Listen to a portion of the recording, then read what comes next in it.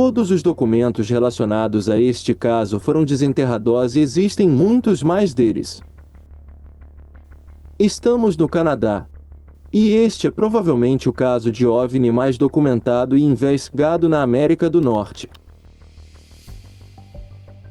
O caso OVNI do Lago Falcon até supera Roswell. Também supera todos os outros casos importantes pelo número de investigações realizadas e pela quantidade de papel consumido nessas investigações.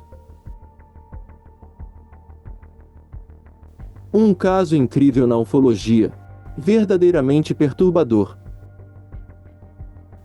Um daqueles episódios em que as provas e os fatos já não podem ser escondidos e está tudo ali. O caso OVNI no Lago Falcon é um dos maiores relatos de avistamentos de OVNIs, onde um homem comum estava em contato muito próximo com um OVNI. E ele não só foi capaz de contar sua história sobre isso, ele também tem as cicatrizes daquele incidente em sua própria pele. Esses fatos serão suficientes para nos convencer de que existe algo além da raça humana? São inúmeros os testemunhos, aparições, evidências e relatos. Com certeza um dos lugares do mundo que não quer mais ficar calado sobre esse assunto é o Canadá. Ali ocorreram infinitos contatos com extraterrestres, onde cidadãos comuns querem ouvir a verdade, mas eles sempre recebem apenas silêncio. De todos os eventos de OVNIs no Canadá com mais relatos e mais evidências e documentos, 3 se destacam. Numa noite chuvosa, em agosto de 1967, uma série de círculos de Culvo apareceu misteriosamente no campo de um fazendeiro em Duhamel, Alberta.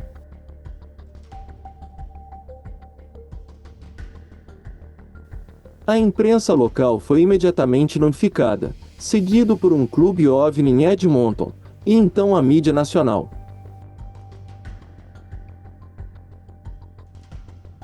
Os 6 círculos parecem conter marcas de piso como se fossem feitas por um pneu, mas apenas em pequenas porções deles. Apesar disso, um cientista concluiu que os círculos não eram uma farsa. Eles tentaram testá-lo coletando uma amostra de solo, mas os resultados foram inconclusivos.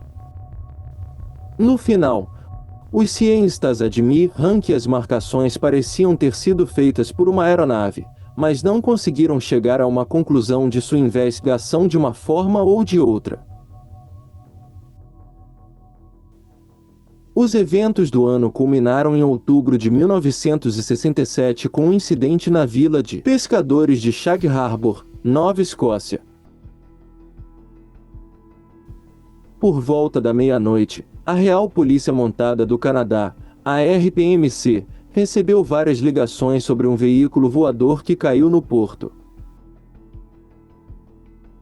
A embarcação fez um silvo e um flash brilhante, então flutuou na água por vários minutos.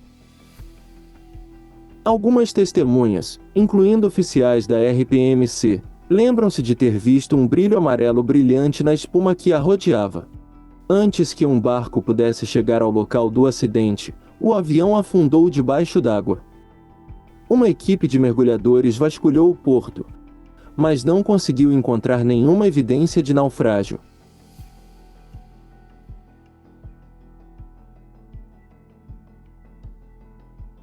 Como o incidente de Duhamel, o caso do Porto Shag permanece sem solução.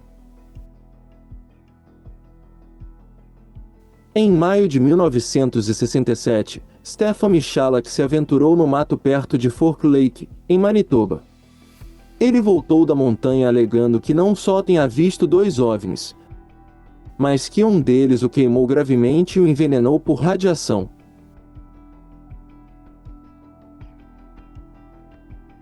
Michalak disse que viu as 2 espaçonaves a olho nu, que uma voou enquanto a outra pousou na frente dele. Ele se aproximou da aeronave e tentou cumprimentar seus ocupantes. Finalmente, decolou novamente, soprando ar quente pelo escapamento. Isso incendiou a camisa de Michalak, que deixou uma queimadura quadriculada em seu peito.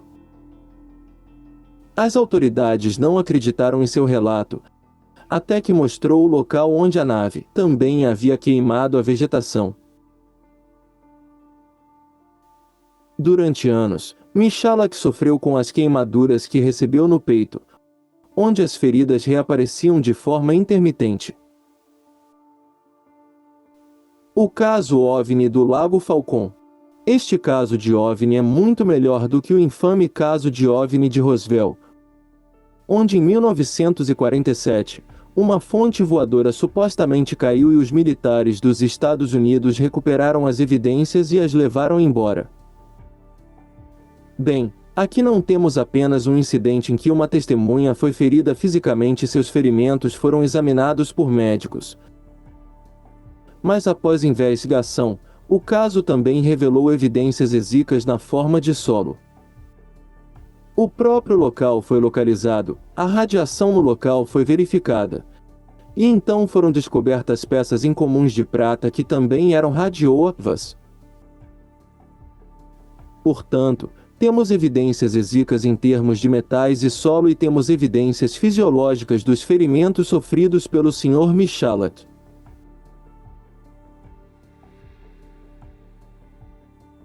Chris Rutowski é canadense e é cientista, escritor e educador desde a década de 1970.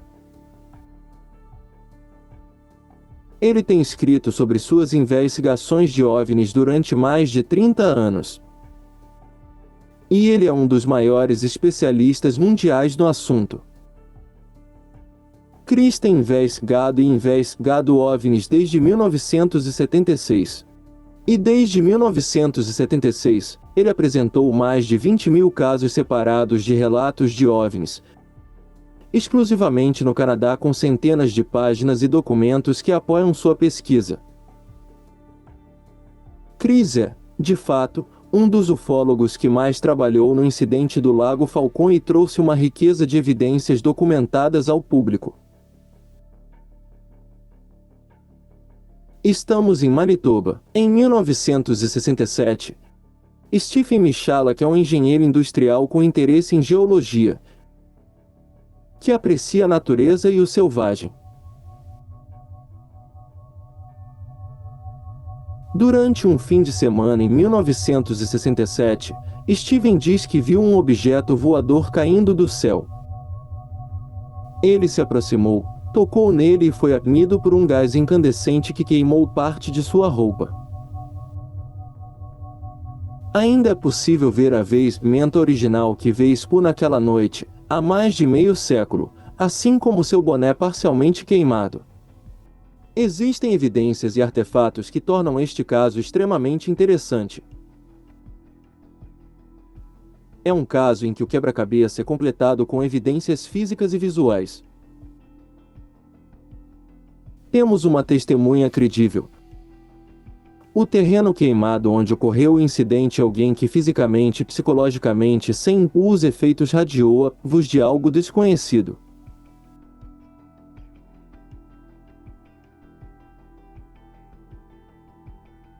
Existem artefatos. O local foi minuciosamente examinado. O RPMC, Real Força Aérea Canadense e Força Aérea dos Estados Unidos investigaram o incidente e todos os seus documentos estão disponíveis para consulta. Mesmo havendo centenas de páginas e fotos que nunca foram publicadas porque foram imediatamente destruídas, muitas informações ainda podem ser conhecidas em detalhes e as temos diante de nossos olhos. O governo canadense, como muitos outros, nunca diz o que realmente está acontecendo, mas eles lançaram uma moeda comemorativa do incidente em 2018. Por quê? No mesmo ano de 2018, um oficial da RPMC que mora em Winnipeg e foi um dos principais investigadores do caso, foi questionado sobre o que pensava sobre o caso e respondeu: Eu definitivamente acho que Michalak viu o que ele disse que viu. É aqui que tudo começa. Este é um documento enviado ao Conselho de Pesquisa Nacional pelas Forças Canadenses. E facilmente se pode ver o selo de prioridade, anunciando a importância que já havia sido dada a ele naquele momento. O quartel-general das Forças Canadenses recebeu este relatório do Sr. Michalak. E está é uma descrição detalhada do que ele viu.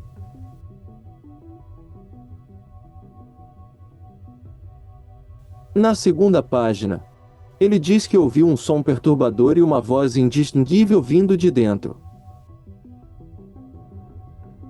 Ele conta que tocou a aeronave com a mão esquerda e imediatamente as pontas das luvas começaram a queimar. No entanto, temos informações de toda a história.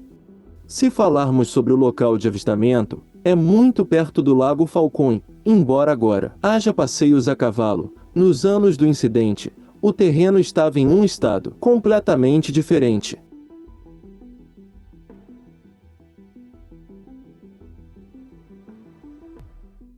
Esta é uma cópia da foto que o Sr. Michalak tirou para o RPMC Iraque.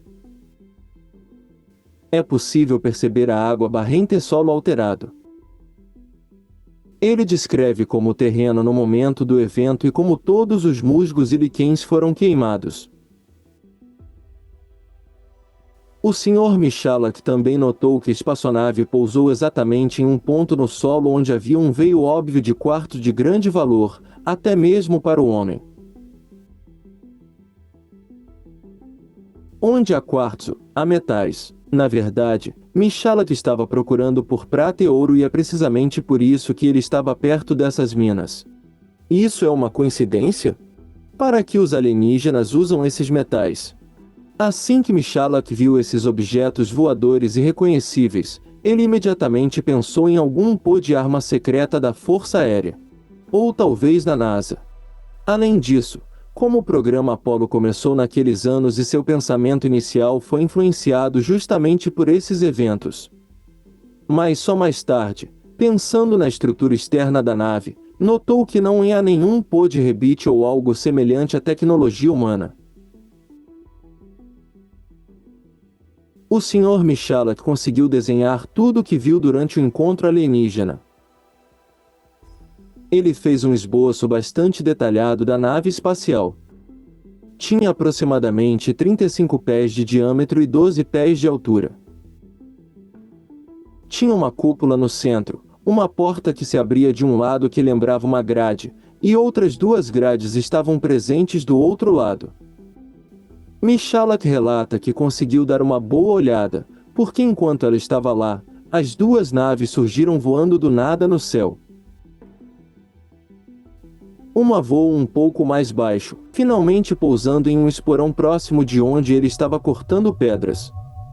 Enquanto a outra nave decolou e se foi pouco depois, a que pousou ficou lá por cerca de 40 a 45 minutos. O que os alienígenas estavam fazendo na Terra todo esse tempo? Alguém ou algo definitivamente os incomodou. Porque ao entrar em detalhes mais precisos da história, Michalak diz que foi até a aeronave e começou a gritar para ver se havia alguém lá dentro que precisava de ajuda. Ele relata que a superescida espaçonave era semelhante ao aço, mas com aparência de vidro e era completamente lisa. Aparentemente, não havia sinais de soldagem.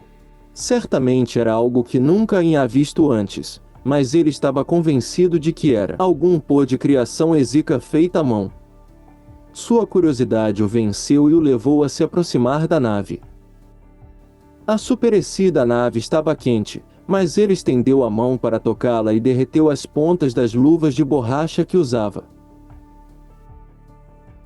Pouco tempo depois, enquanto ele estava ao lado da aeronave, ela começou a girar, posicionou-se para a decolagem e subiu. Enquanto a nave subia e girava, emitiu um poderoso jato de gás quente que atingiu Michalak no peito. Como a aeronave continuou subindo, ele foi forçado a arrancar a camisa porque estava pegando fogo. Ele a jogou no chão e a pisoteou muitas vezes e também teve que tirar a blusa que ia por baixo porque estava esquentando. Quando ele olhou para cima novamente, a nave já havia subido e desaparecido em questão de segundos. Então ele imediatamente começou a se sentir mal. Voltou para o hotel, ligou para a família e marcou um encontro com eles em Winnipeg. Depois disso, ele foi imediatamente buscar tratamento no Centro de Saúde da Misericórdia, onde foi diagnosticado com queimaduras de primeiro e segundo grau. Essas marcas em seu abdômen foram chamadas de padrões de tabuleiro, ambas causadas pelo jato do escapamento saindo da lateral da nave. Como ele descreveu, essas mesmas marcas ainda hoje podem ser vistas na camisa que o Sr. Michalak usava naquela noite. Mais tarde, em uma conversa com sua família, ele percebeu que as pessoas deveriam saber dessa história absurda, porque poderia haver um perigo inerente. E se acontecesse com outras pessoas?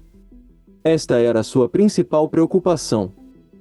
Então Michalak decidiu tornar a história pública e, de fato, foi a partir desse ponto que uma série de investigações começou envolvendo investigadores civis, a Força Aérea Real Canadense, as Forças Canadenses, a Real Polícia Montada Canadense e até a Força Aérea dos Estados Unidos, que havia enviado um grupo da Universidade do Colorado para estudar o caso de sua investigação científica de OVNIs. O Sr. Michalak queria que sua história se tornasse pública.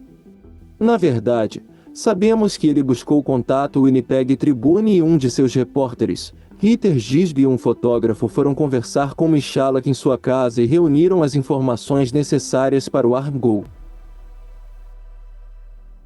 Alguns dias depois, a história apareceu no jornal com a manchete "OVNIs me queimaram". Sua história, como podemos ver, também foi retomada internacionalmente. Temos outras fotos originais deste incidente porque em 1967, a capa do livro, Meu Encontro OVNI, foi criada com uma imagem que incluía todas as roupas que Stephen Michalak usava no dia do encontro com o OVNI. Há luvas com pontas queimadas, uma camisa queimada, um chapéu e outras roupas com sinais evidentes de queimaduras. Voltando aos documentos, e neste caso, ao governo, Chris Rutowski postou uma cópia de um relatório entre os arquivos nacionais, o Centro de Operações dos 40 Canadenses e o Laboratório Criminal RPMC. Neste relatório, eles afirmam que coletaram algumas amostras de solo e descobriram que elas tinham um valor de radiação de 0,3 microcuries. O Dr. Buff, neste relatório, descreve como a radiação vem de uma fonte de rádio e é um possível perigo grave para a saúde e envia um investigador para a área do Lago Falcon. Na verdade, esse nível de radiação em Manitoba foi muito significativo, a ponto de tornar as pedras e minerais perigosos para o público naquele verão. Este é um evento onde os fatos estão presentes e onde foram encontrados vestígios de radiação em um lugar que esteve em contato com seres que não pertencem à nossa normalidade, e é algo real. Tudo isso é minuciosamente demonstrado por provas. Existem literalmente centenas de páginas documentando e como mencionado antes sobre este incidente. Chris Rutowski é o ufólogo que publicou as evidências mais apoiadas com documentos importantes. Este, por exemplo, é o primeiro parágrafo do inquérito Hack. Este relatório informa o governo de tudo o que aconteceu, levando-os a investigar e, de fato, suas investigações, em diferentes níveis, produziram relatos e evidências que hoje podemos ver com nossos próprios olhos. Um fato de que ninguém fala, mas que graças a estes documentos podemos revelar, é a aterragem forçada de um helicóptero RPMC. Eles estavam voltando do local do incidente do OVNI quando o helicóptero perdeu potência repentinamente e foram forçados a fazer um pouso de emergência na rodovia. O pouso foi perigoso tanto para quem estava no helicóptero quanto para os carros na estrada.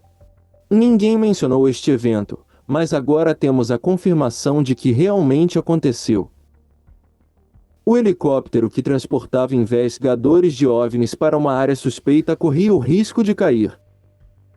Isso tudo é uma coincidência também? No entanto, falando de documentos e atividades de rádio, um ano após o incidente, Michalak voltou ao Lago Falcon com seus amigos, no local exato onde ocorreu o incidente. Eles encontraram vestígios de prata radioativa que certamente não deveriam estar lá. Hoje, muitos anos se passaram e todo esse material quase desapareceu, deixando um pequeno pedaço que ainda é radioativo.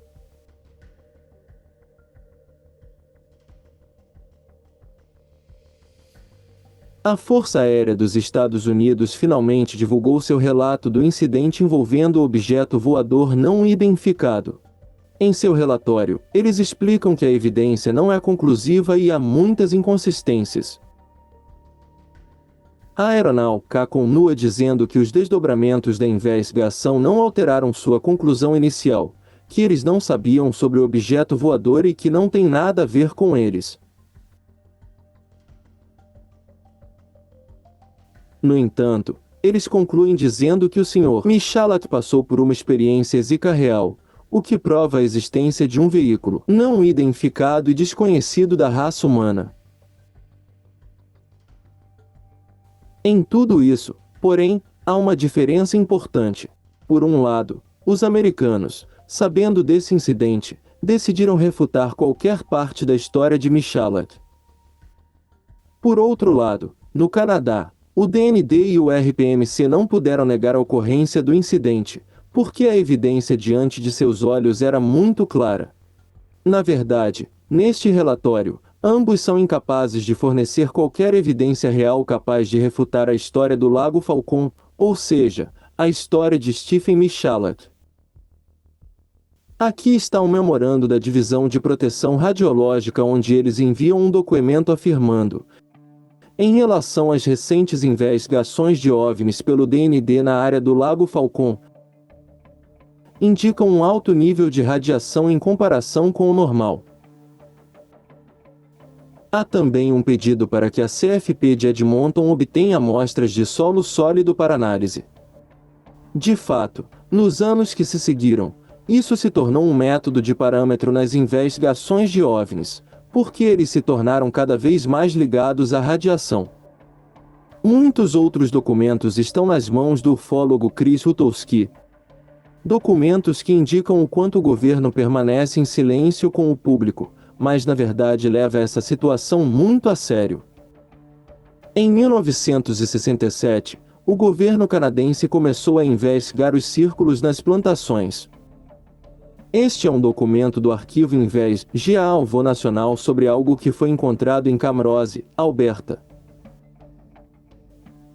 Em um campo havia círculos nas plantações. Aqui você também pode ver fotos desses círculos. Além dessas fotos, você também pode ver um desenho que mostra uma espécie de mapa marcado pelos vários círculos que estão neste campo em particular.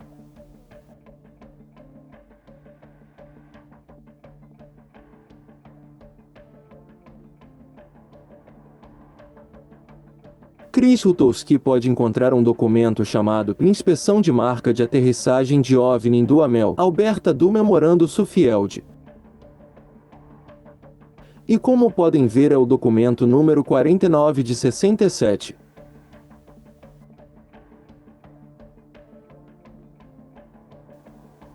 E não foram apenas as forças canadenses que investigaram esses círculos incomuns nas plantações muito antes porque pensaram que eram relacionados a OVNIs.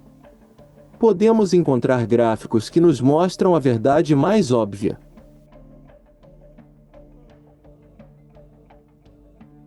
Este é um gráfico que nos dá uma ideia de quantos casos de OVNIs ocorrem a cada ano. começa em 1989, embora saibamos que os humanos entraram em contato com esses alienígenas muito antes. Uma observação importante sobre essas Starscars a serem lembradas para o nosso futuro é que, na maioria das vezes, as linhas sobem ao invés de baixar. Finalmente, para expandir um pouco mais, aqui está um arquivo de NORAD de 2019. Ele explica que durante o Halloween, o piloto de um voo da companhia aérea China Air e o piloto de outra companhia aérea viram uma luz laranja no céu. O piloto chinês disse que viu a luz em voo, enquanto outro piloto, que a viu de uma direção diferente, disse que a luz estava em voo descendente. Eles dizem que esta luz estava indo para 55 milhas ao sul de Colonna, BRI-SH Columbia. No dia seguinte, 1º de novembro, outra luz laranja semelhante foi vista novamente no céu. Estas não são mais apenas palavras vazias, mas apresentam evidências de incidentes de OVNIs apoiados por documentos, testemunhos e objetos.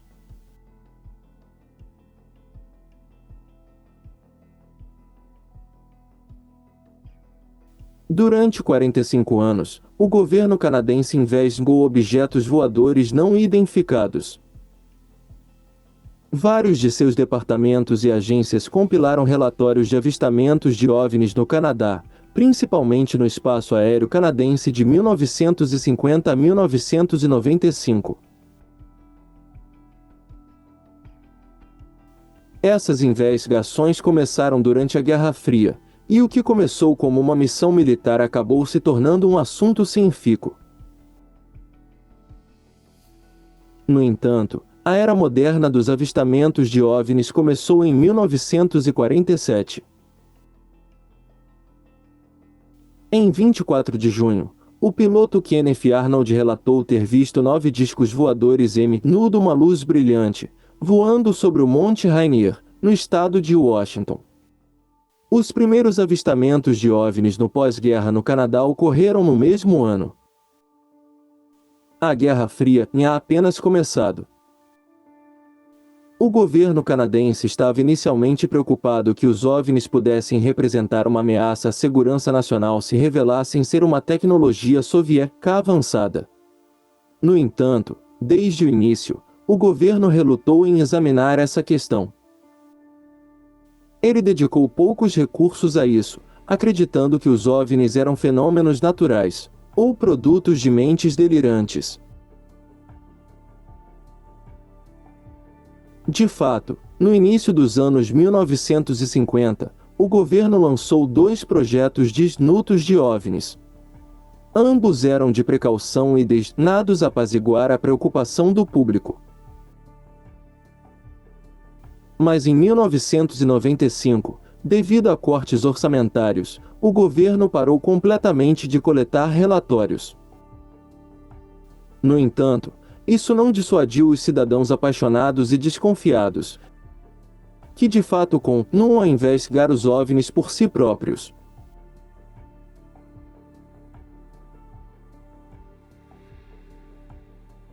O primeiro se chamava Projeto Magnet, que durou de 1950 a 1954 e nasceu de uma ideia de Wilbert Smith.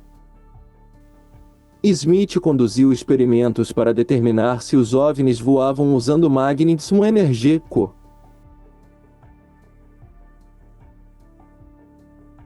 Ele lançou um balão no céu noturno para solicitar relatórios de avistamento e testá-los.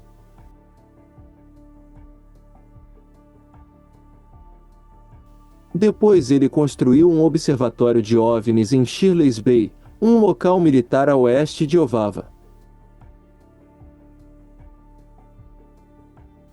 De qualquer forma, os experimentos de Smith foram inconclusivos. No final, ele passou a acreditar que os OVNIs eram alienígenas de fora do planeta Terra. E, de fato, por esse motivo, sua visão pessoal começou a receber má publicidade e o Departamento de Transportes decidiu encerrar o Projeto Magnet. O governo queria estabelecer uma posição oficial sobre os OVNIs. Para isso, o Conselho de Pesquisa de Defesa estabeleceu o projeto de segundo nível. Durou de 1952 a 1954. Este comitê de curta duração foi presidido pelo astrônomo Peter Millman. Millman era um cético sobre OVNIs. Em sua opinião, não eram de origem extraterrestre e o projeto era uma perda de tempo e recursos. O comitê na realidade não investigou nenhum avistamento. Atuava apenas como órgão consultor. Funcionava para padronizar uma maneira de avistar OVNIs. Ele também tentou desacreditar os avistamentos como nada mais do que fenômenos naturais mal identificados, como meteoritos. O projeto Segundo Andar concluiu que se os OVNIs fossem reais, não seriam passíveis de investigação científica. A inteligência militar decidiu que a União Soviética provavelmente não era responsável por esses objetos voadores não identificados. E é precisamente por isso que os OVNIs se tornaram um assunto científico. A partir de meados da década de 1960, o RPMC foi o principal órgão responsável pela coleta de relatórios de testemunhas de OVNIs. No entanto, os cientistas do governo relutaram em abordar o assunto. Vários relatórios foram arquivados e tristemente esquecidos. Vários anos depois, no entanto, as coisas mudaram. Graças aos muitos cidadãos curiosos que nunca desistem de suas pesquisas e sem dúvida, foram a chave para que hoje possamos ter todas essas evidências. Graças a eles, conhecemos, por exemplo, os 3 casos de OVNIs mais documentados, os famosos relatos de OVNIs do ano de 1967, que eram particularmente incomuns até mesmo para o governo canadense e isso os preocupava.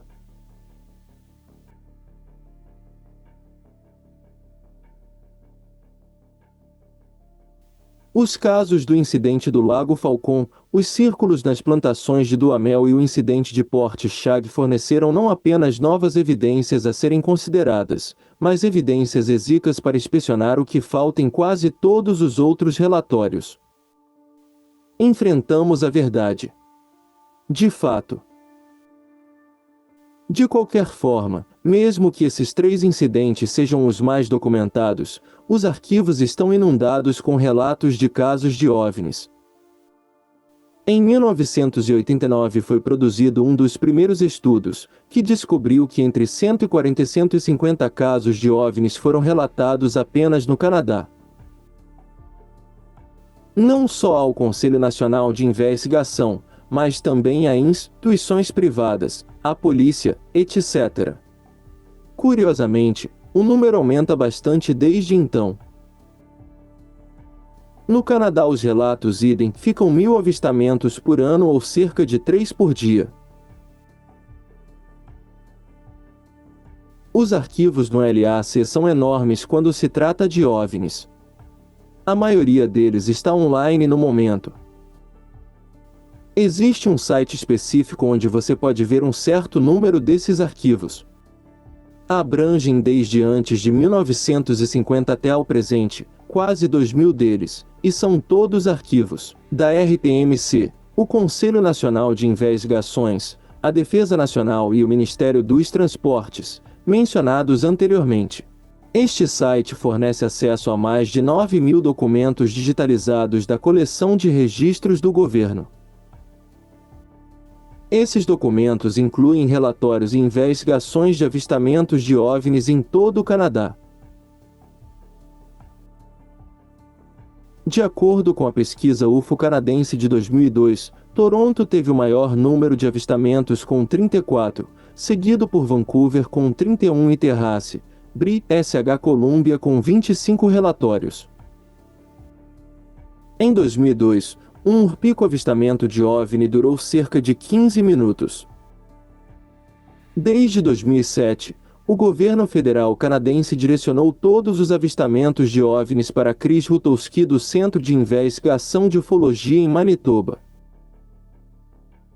Em 15 de julho de 2018, uma agência de notícias canadenses mencionou um novo estudo da pesquisa ufológica, formalmente conhecida como Investigação de Ufologia de Manitoba, afirmando que houve mais de 1.000 avistamentos de OVNIs relatados no Canadá em 2017. Então, o que é mais verdadeiro do que tudo isso? Por que eles continuam tentando esconder a verdade que podemos ver diante de nossos olhos? Casos infinitos, documentos infinitos, provas infinitas.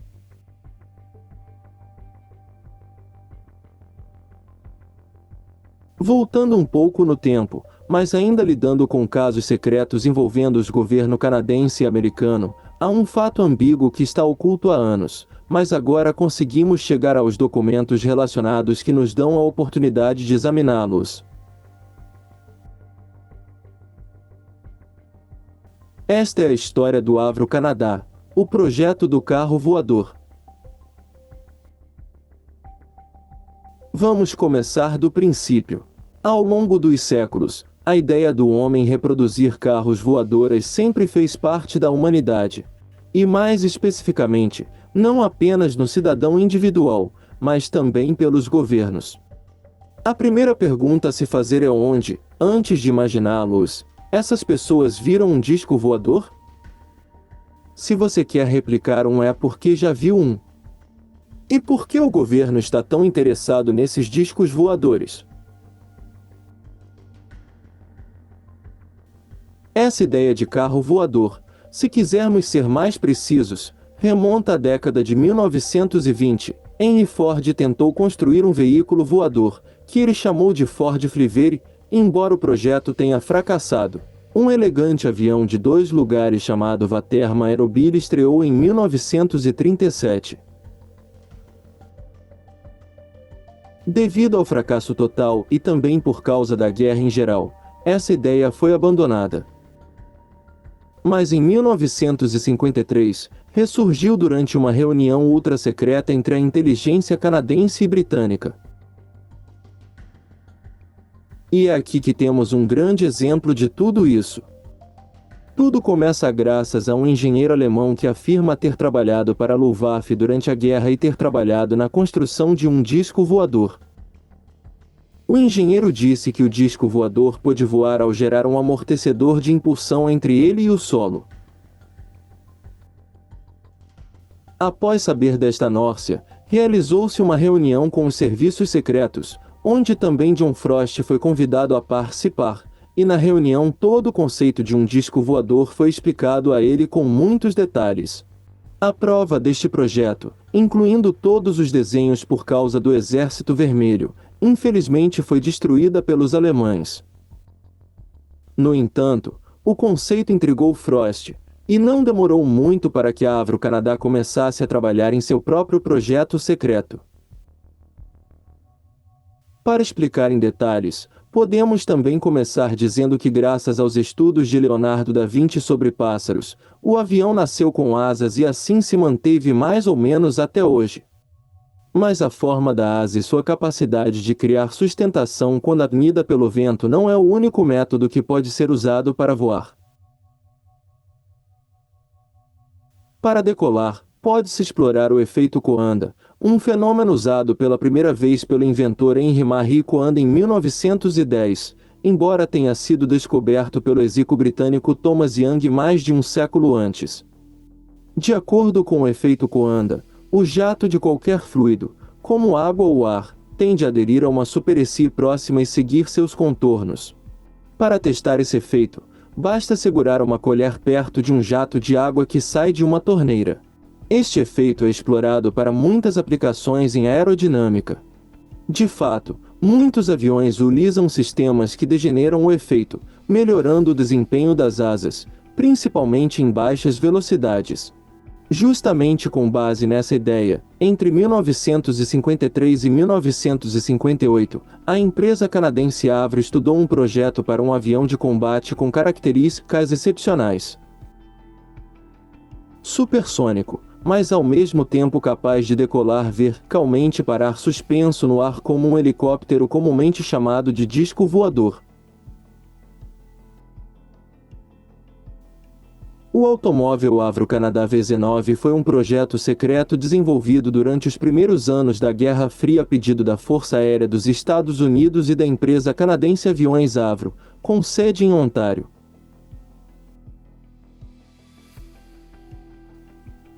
O projetista da aeronave foi justamente John Carver Frost, que trabalhou para a Avro Canadá desde 1947 após uma longa colaboração com algumas empresas britânicas e conseguiu participar do grupo de projetos especiais.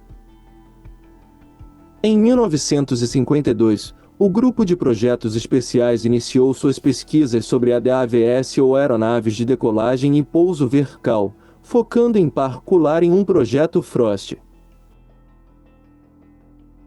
Era um caça em forma de espada que usava um motor panqueca, nome inventado por Frost, que mais tarde foi batizado de Projeto Wire.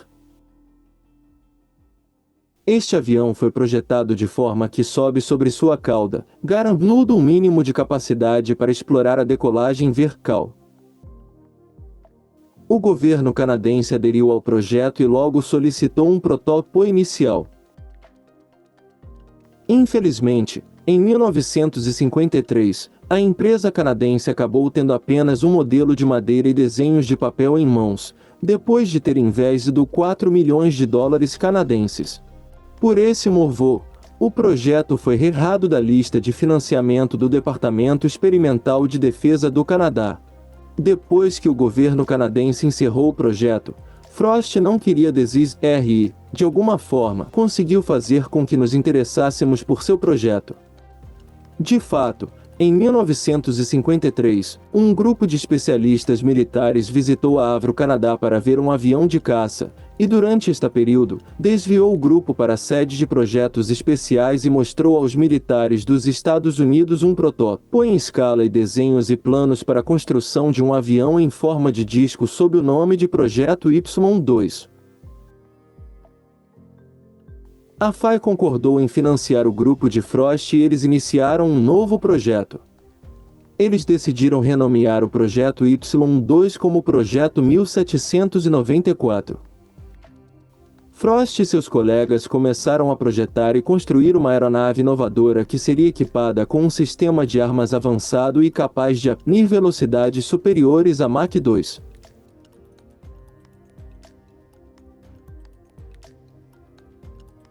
Eles foram literalmente alojados em uma instalação secreta na sede da empresa.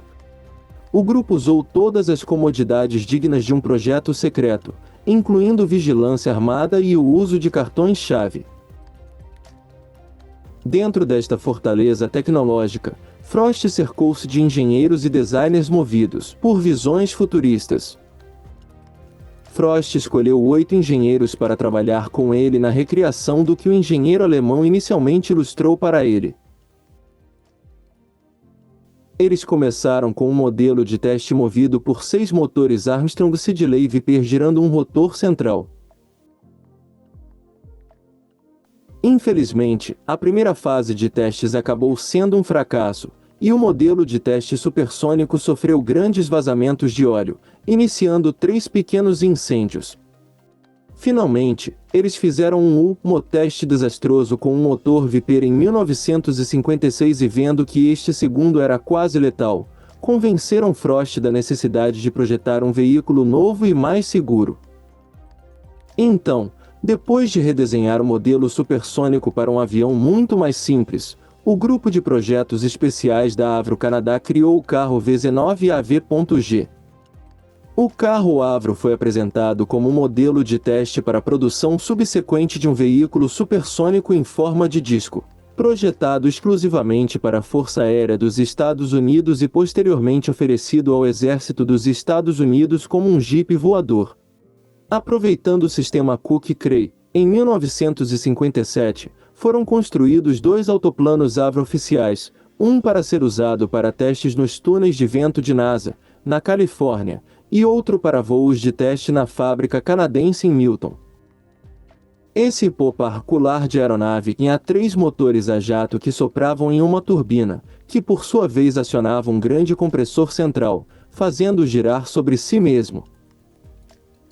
Nas laterais do disco, haveria uma série de aberturas com abas variáveis que permitiam ao piloto voar o disco em qualquer direção. O ar inspirado, misturado com o escapamento dos motores, era conduzido internamente até a borda do disco onde era expelido para baixo, criando o amortecedor de ar que sustentava a aeronave. Assim, conseguiu decolar e pousar verticalmente. O impulso dos motores também foi desviado para a forma externa do disco para dar estabilidade à aeronave. O carro Avro deveria ter uma velocidade máxima entre 400 e 500 km por hora e uma altitude operacional de 3.000 metros. De qualquer forma, nos 3 anos seguintes, os protótipos conseguiram voar e muitas dificuldades técnicas foram superadas, mas tudo isso não foi suficiente, porque, sim, os objetos certamente funcionaram, mas não excederam as expectativas de Frost ou dos investidores. O carro Avro não podia subir mais de 1 metro do chão, e sua velocidade máxima também era muito decepcionante, cerca de 50 km por hora. Infelizmente, de fato, o desempenho nunca cumpriu as promessas, mesmo após esforços contínuos. A Força Aérea dos Estados Unidos, que financiava o projeto, decidiu abandoná-lo. Mesmo após este caso, nossas perguntas são infinitas. Mas constantemente nos deparamos com evidências que foram mantidas em segredo por diferentes governos e que agora confirmam a existência de algo muito grande ao nosso redor e entre nós.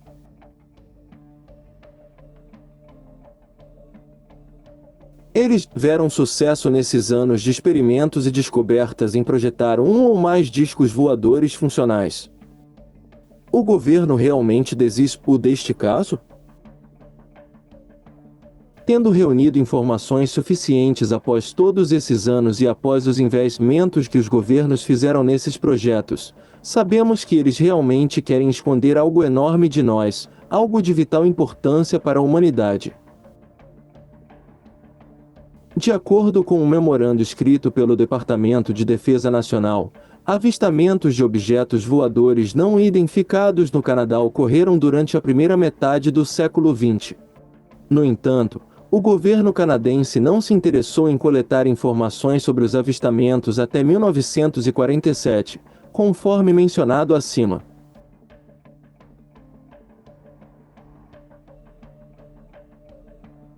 Mas agora temos muitos exemplos de aparições documentadas de OVNIs, e como agora já sabemos, cada vez mais deles no Canadá.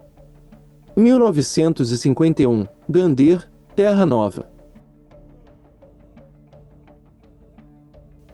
Em 10 de fevereiro de 1951, um avião da Marinha dos Estados Unidos que voava para a Islândia desde a cidade de Gander relatou uma colisão próxima com um grande OVNI circular laranja que estava literalmente andando em círculos ao redor do avião. 1960, Lago Clan, Territórios do Noroeste.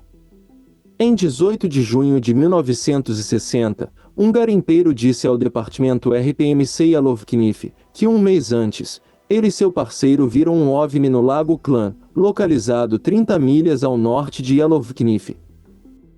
De acordo com o ufólogo Chris Rutowski, os homens alegaram ter visto um objeto flutuante de 4 a 6 pés de largura ir superecido o lago. A RPMC investigou, mas não encontrou nada. 1969, Príncipe George, Colômbia Britânica. Em Príncipe George, Colômbia Britânica, 3 testemunhas não relacionadas relataram um estranho objeto redondo no céu noturno de 1º de janeiro de 1969. A esfera irradiava uma luz laranja e parecia subir de 2.000 a 10.000 pés. 1975, 1976, sul de Manitoba. Vários avistamentos de um OVNI vermelho brilhante foram relatados, às vezes descrito como travesso ou brincalhão, avistado no sul de Manitoba em 1975 e 1976. O OVNI foi apelidado de Charlie Restar pelo público. 1978, Clarenville, Terra Nova e Labrador. Um único avistamento de OVNI por 12 indivíduos. No início da manhã de 26 de outubro de 1978 ocorreu em Clarenville, Terra Nova e Labrador, perto de Random Island. O objeto teria uma forma oval com uma barbatana caudal. As pessoas que viram o objeto ligaram para a Real Polícia Montada Canadense e o oficial enviado, o policial James Blackwood, testemunhou o OVNI enquanto flutuava a 30 metros acima da água por 1 ou 2 horas antes de desaparecer. Blackwood usou um telescópio especializado em vigilância de drogas para observar o OVNI e outras testemunhas usaram binóculos. De acordo com Blackwood, quando ele focava sua visão no objeto, o objeto reagia iluminando seus faróis. Segundo o informe, Blackwood estava tentando entrar em contato com os pilotos da nave. Ela não deixou nenhuma evidência de sua aparição, a não ser o testemunho ocular do evento. 1990, Montreal, Quebec. Em 7 de novembro de 1990, em Montreal, Quebec, testemunhas relataram um objeto metálico redondo com cerca de 540 metros de largura, acima da piscina na cobertura do Hotel Bonaventure. Testemunhas oculares viram 10 luzes formando um círculo acima deles emitindo raios brancos brilhantes. O fenômeno durou 3 horas, das 19h20 às 22h20 moveu-se lentamente para o norte, enquanto ninguém pôde identificar as luzes. Algumas testemunhas, de acordo com a reportagem no La Presse do dia seguinte, estavam prontas para expressar sua crença de que eles foram visitados por alienígenas. 1997, Trail, Colômbia Britânica. Pelo menos 2 mulheres em pé na ponte sobre o rio Columbia esperando os fogos de arpécio na noite de 1º de julho, viram 3 pequenas luzes acima delas. Essas luzes decolaram rapidamente rio abaixo, apenas 1 pé ou 2 acima da superfície da água. Zigue-zaguearam ao longo do rio na direção leste até desaparecerem de vista. As 2 mulheres que eram estranhas se entreolharam com espanto, percebendo que não faziam parte da queima de fogos que ainda não havia começado, já que ainda era dia. 2010, Harbour Mile, Terra Nova e Labrador. Durante a noite de 25 de janeiro de 2010, houve vários avistamentos de OVNIs relatados em Harbour Mile, Newfoundland e Labrador. A Real Polícia Montada do Canadá inicialmente afirmou que os relatórios eram devidos ao lançamento de um míssil, mas depois errou a declaração e o gabinete do primeiro-ministro declarou que os OVNIs não eram mísseis. Devido à proximidade de Harbour Mile com Saint-Pierre-et-Miquelon, os residentes suspeitaram da avidade militar francesa, uma suposição que foi dissipada por uma declaração oficial do governo francês confirmando que não houve avidade militar durante o incidente relatado.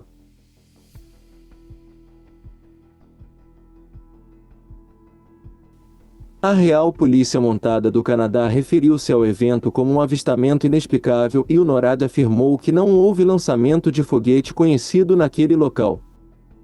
O acontecimento fez com que o membro do parlamento eleitoral em que estava Harbour Mile na época, Jerry Barney, pressionou o governo para obter mais informações sobre o incidente e criticou o governo conservador por sua falta de transparência. 2014, Kensington, Ilha do Príncipe Eduardo. Ao apagar uma fogueira, na tarde de 4 de junho de 2014, John Shepard testemunhou luzes incomuns no céu sobre o Golfo de Setor Lawrence e capturou 22 minutos em seu telefone celular.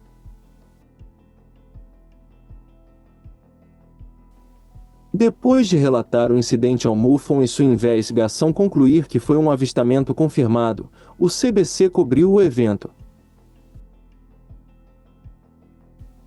No dia seguinte, o CBC publicou um artigo de acompanhamento no qual foram apresentadas várias explicações alternativas para o evento.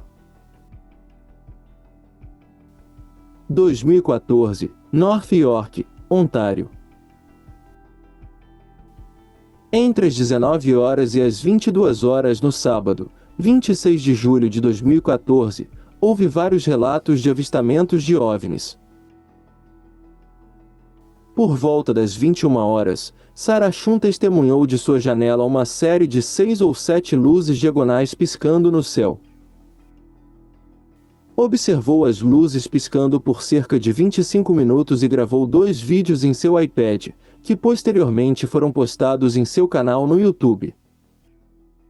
A 32ª Divisão da Polícia de Toronto informou ter recebido várias ligações sobre objetos voadores não identificados entre 19 horas e 22 horas daquele dia.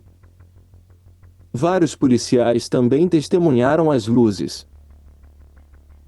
O evento foi testemunhado por muitas pessoas e também foi relatado que houve algumas pequenas interrupções de energia em Toronto. Mais fotos e um vídeo de outro local em North York também foram relatados. Estes são apenas alguns dos avistamentos conhecidos, mas muitos outros também foram relatados ao CADORS, o Sistema de Informe, Diário de Eventos da Aviação Civil, um arquivo digital que pode ser consultado graças a Transporte Canadá, o Departamento Federal que supervisiona as rodovias canadenses, ferrovias, áreas marítimas e aeronaves de transporte. O CADORS contém aproximadamente 300 mil relatórios, desde avarias mecânicas a passageiros barulhentos e até colisões com pássaros. Ele também fornece um registro fascinante de avistamentos de OVNIs relatados pelos pilotos no espaço aéreo canadense. Graças a esses documentos que arquivam todos os avistamentos relacionados ao transporte aéreo, podemos ler sobre a manhã de 21 de outubro de 2005, quando os controladores de tráfego aéreo receberam um relatório de 4 tripulações diferentes. Este relatório envolveu um objeto luminescente prateado que sobrevoou Toronto a uma altitude de aproximadamente 9 km, e então virou-se abruptamente e voou rapidamente na direção sudeste em direção ao Lago Ontário. Ou na noite de 12 de novembro de 2015, o relato sobre uma aeronave a 10 km de Saskatchewan foi vista nudo uma luz branca e brilhante e adver a que não era um meteorito ou outra aeronave. O termo OVNI é usado em muito poucos casos. Um caso em que a informação mudou é o do voo de Porter sobre o Lago Ontário. Um relatório inicial afirma que em 14 de novembro, um voo de Ovava para Toronto relatou ter passado perto de um objeto não identificado. E é improvável que fosse um balão meteorológico. Mas desde que 2 comissários de bordo ficaram feridos naquele dia, o incidente acabou nas páginas dos jornais e levou os investigadores do TSB, o Conselho de Segurança dos Transportes, a investigar mais a fundo. Outros casos foram mais difíceis de explicar, como o voo cargueiro Caliva Charters Boeing 747, que detectou um objeto voador esporádico, estimado a uma altitude entre 14 e 18 km e movendo-se a Mach 4.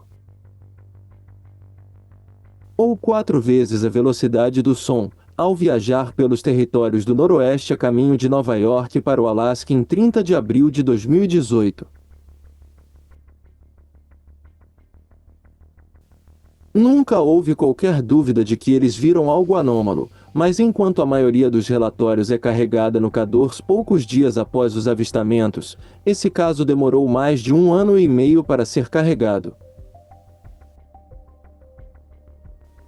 Outro caso ocorreu em 6 de janeiro de 2019, quando a tripulação designada para o transporte médico Vanguard Aircare relatou que uma luz inexplicavelmente forte seguiu, na mesma altura e velocidade sobre a região de Manitoba, onde nenhuma aeronave havia sido relatada nas proximidades. Um relatório de inteligência não classificado mostra que os militares canadenses foram alertados quando pilotos civis encontraram objetos voadores que não conseguiram identificar. Os exemplos podem não acabar, e já devemos ter a confirmação de que o que está acontecendo em nossos céus é real.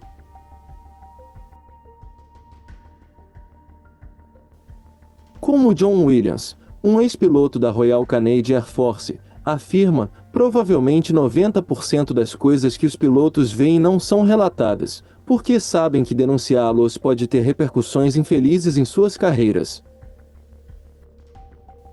Williams é um consultor da Força Aérea, comentarista de televisão e piloto de linha aérea que passou 36 anos no Exército Canadense. Ele também trabalhou como oficial de segurança de voo para Transporte Canadá por mais de 10 anos. Na verdade, Williams afirma, é por isso que acredito nas alegações e avistamentos informes desses relatórios.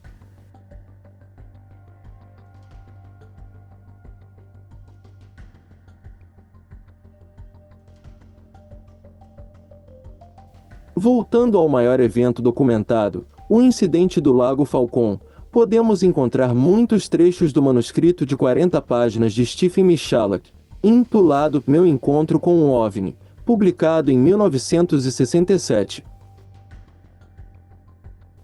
Em uma passagem, Stephen narra: eram 5h30 quando saí do hotel e comecei minha caminhada geológica. Trazia comigo um martelo, um mapa, um compasso, papel e lápis, e um pouco de comida para passar o dia, e eu estava à vez nudo uma jaqueta leve contra o frio da manhã. O dia estava claro, ensolarado, sem uma nuvem no céu. Parecia um dia comum. Mas os eventos que ocorreriam nas próximas 6 horas mudariam toda a minha vida mais do que qualquer um poderia imaginar. Jamais esquecerei o dia 20 de maio de 1967. Enquanto eu cortava quartzo, fiquei surpreso com o assustador cacarejar dos gansos que ainda estavam na área. Obviamente, algo os havia assustado. Então eu os vi. 2 objetos em forma de cigarro com corcovas na metade, voando no céu. Pareciam descer e brilhar com um intenso brilho escarlate. À medida que esses objetos se aproximavam da Terra, adquiriam uma forma mais ovalada. De repente, o mais distante dos dois parou no ar, enquanto o outro desceu cada vez mais perto do chão e pousou no topo plano de uma rocha, cerca de 160 pés de distância de mim. O objeto que havia permanecido no ar pairou cerca de 15 pés acima de mim por cerca de 3 minutos. Depois disparou para o céu e desapareceu. Então minha atenção voltou para a nave que havia pousado na rocha. Também estava mudando de cor, passando de vermelho para cinza, de vermelho para cinza claro e depois para a cor de aço inoxidável quente com um brilho dourado ao redor. Depois de recuperar minha compostura e recuperar meus sentidos até certo ponto, comecei a olhar atentamente para a nave, disposto a registrar tudo o que acontecia em minha mente. Me aproximei da nave mais uma vez e toquei sua lateral. Estava quente. Parecia ser feita de uma substância semelhante ao aço. Não havia sinais de solda ou rebites em qualquer lugar. A superfície externa era altamente polida e parecia vidro colorido com a luz refletida. Tinha um fundo prateado quando a luz do sol incidia em suas laterais. Percebi que quando toquei a lateral da nave, queimou a luva que usava na época. Ao me aproximar do local, sem náuseas e minha cabeça começou a doer. O local onde a nave pousou parecia ter sido varrida com uma vassoura. Não havia detritos de qualquer pó na rocha, sem nada, nem pedaços de pedra. Tudo havia sido empilhado em um monte circular, com 6 polegadas de profundidade e cerca de 15 pés de diâmetro. Enquanto eu permanecia ali observando o local, a dor em minha cabeça tornou-se mais intensa. As ondas de náusea aumentaram e comecei a suar frio. Eu sabia que algo totalmente anatural havia acontecido comigo, e aparentemente estava tendo um efeito negativo no meu corpo.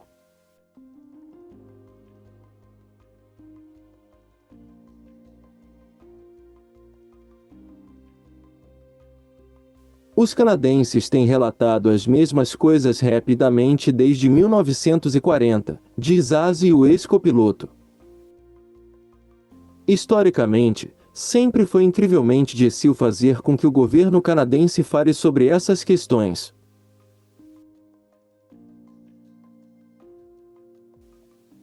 O pesquisador de OVNIs Chris Rutowski compilou mais de 22.000 relatórios ao longo de 3 décadas e há muito tempo inclui os dados CA14 em sua pesquisa anual de OVNIs canadenses.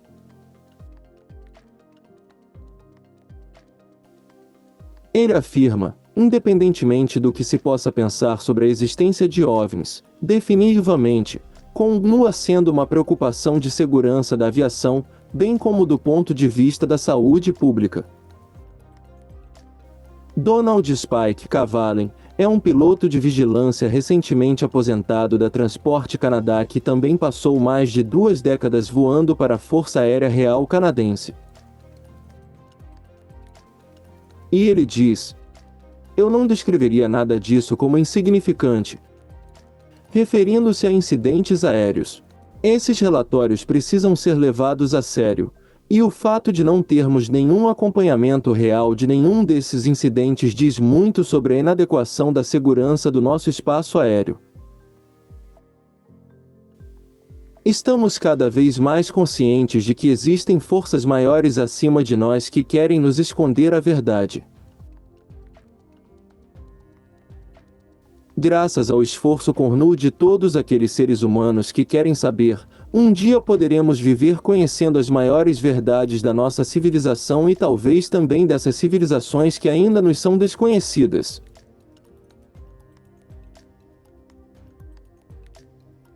Aquelas que sempre vêm nos visitar e que aparentemente querem ter contato com a Terra. Então, o que mais está por trás de tudo isso?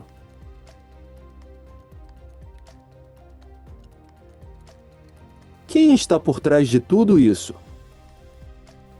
Portanto, devemos reiterar: o direito do cidadão é poder saber a verdade sobre sua vida.